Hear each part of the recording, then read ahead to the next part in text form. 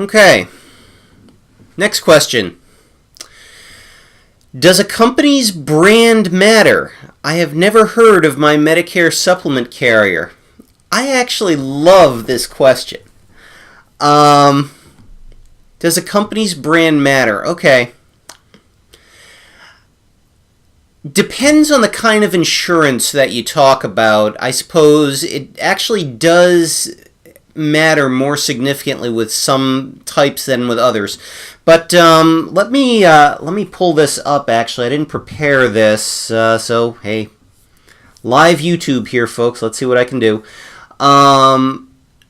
With Medicare supplements, basically the real quick answer is it actually doesn't matter as much as you might think. And my computer has chosen this moment to actually act a little bit funny. Let's see. All right, we're going to do this the hard way. Okay. So when it comes to Medicare supplements, in most states, in 46 out of 50 states, plus the District of Columbia, Medicare supplements are what's known as standardized supplements. And what I'm trying to pull up here, I'm going to read this. This is direct from a guide from the 2016 edition. The 2017 is not out yet.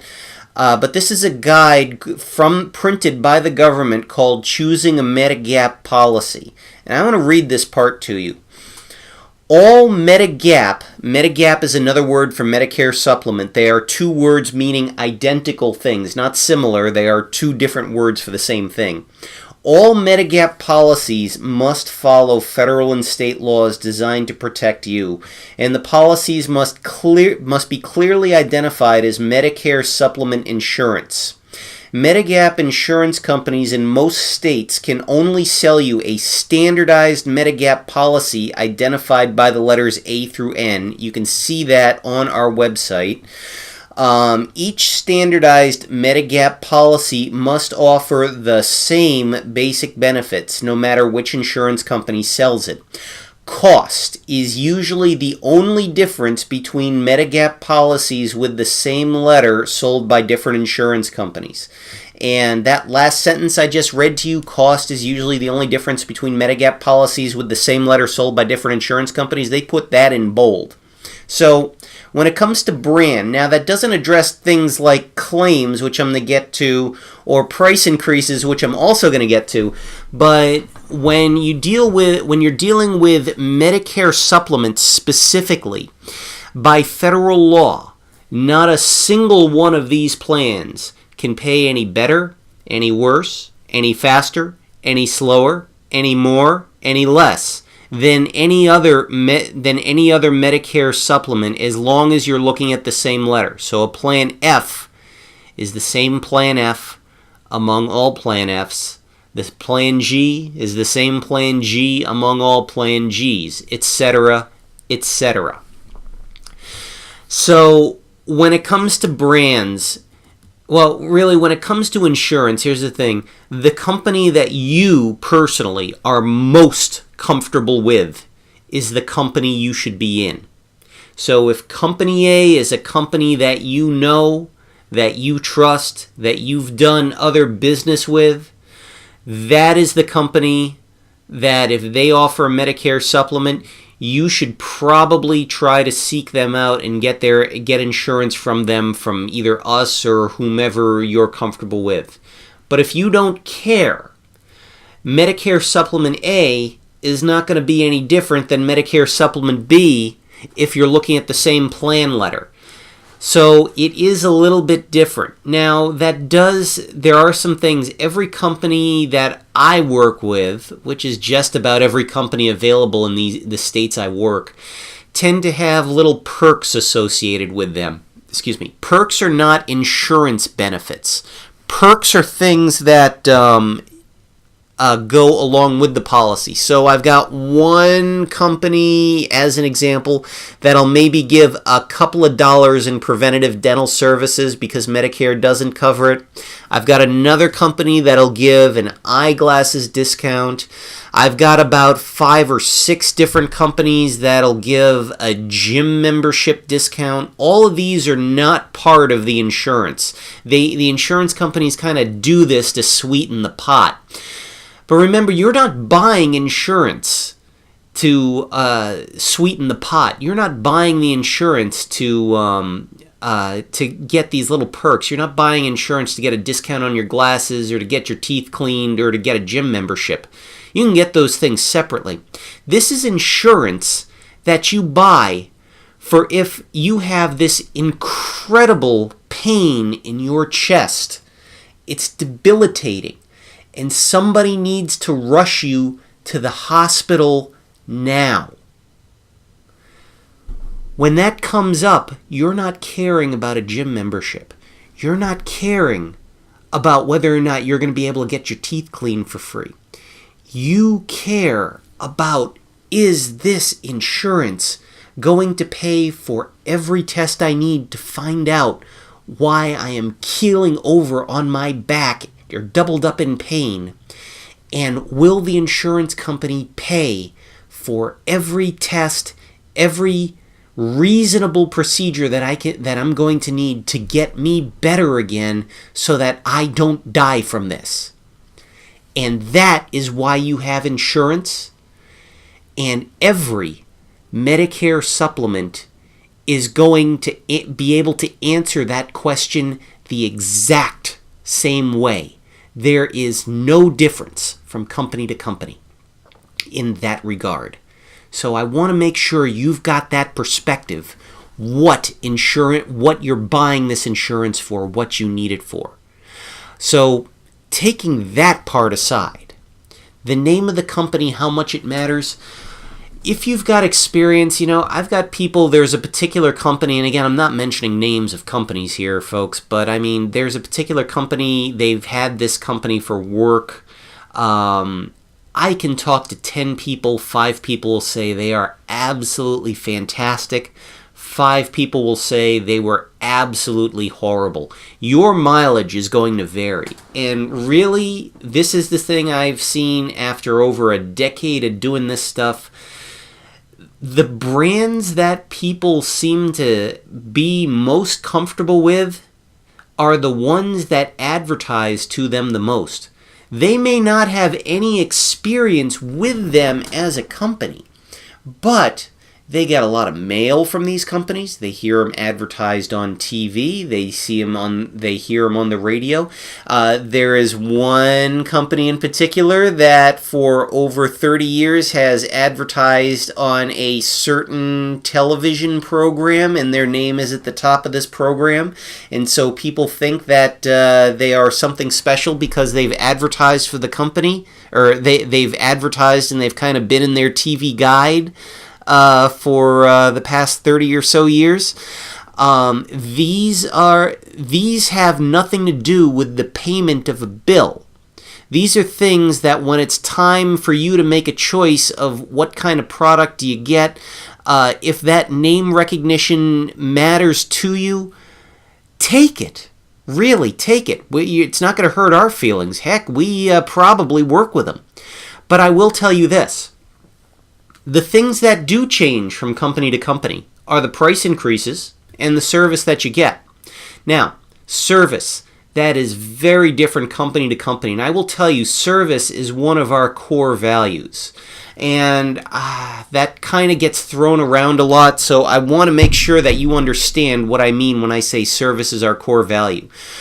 We are the people that you call if you have a problem. You can always bypass us, call the insurance company if you want to get the problem handled, but we found that most people would rather talk to somebody personally, especially the person that sold them the product, to handle questions, or at least make us the first stop. That's what we're here for.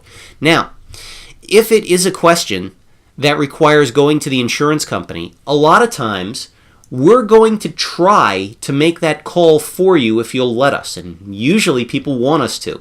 Although some don't, that's fine. I understand it, and usually there's a circumstance with it. That's perfectly fine. But most people would rather we call the insurance company than you. If you leave the choice to us to make a decision to recommend a particular insurance company, because if you just say, I want to see what you got, I pretty much got most all of them. If they work with a broker, I got them. Or if they work with brokers, I got them.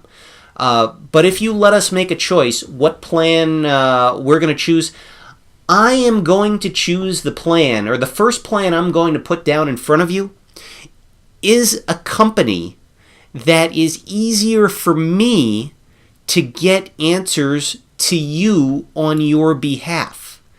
If you have me call a company because it's a question that came up on a bill that you can't answer, and from your description, I can't answer it, I'm going to call that company. And if this company has a reputation for being easy to work with, for us to be able to get these answers for you, that's a company that's going to go on that list of companies I'm going to call first, or I'm going to recommend first. But if it's a company, and there is one in particular that I outright tell people I cannot do this with, if there is a company that outright refuses us to answer refuses help to us to answer questions for you, and they basically say we want the client to call into us, that is a violation of our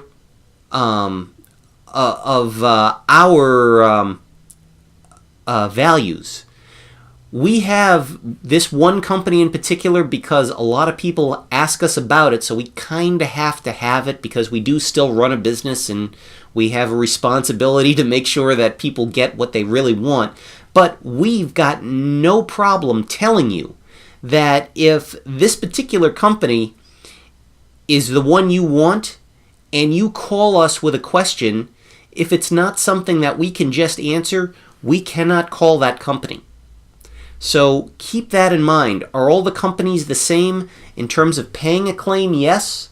In terms of insurance benefits? Yes. But in terms of the kind of service that they're going to give, no. Every company is different. And I tell you, my father, my stepmother, my ex-in-laws, they're all in one particular company. And the company that they're in is a company that you probably have not heard of. That's okay. I put they pay the exact same bill, but I recommended to all of them very strongly that they go with this particular company because when they email me with a problem, when they call me with a problem, I know that their answer is one call and 5 minutes away. That is not the case with every company. That is the reason I choose a particular insurance company. That makes me comfortable as your broker. This has nothing to do, notice I didn't mention anything about payments. Honestly, most every insurance company, how much they're going to pay me is a couple of bucks different. When I say a couple of bucks, I mean $2. Every company, I get paid just about the same amount of money from every single company that you will get. There's a couple strange ones that are going to pay me less. That's okay.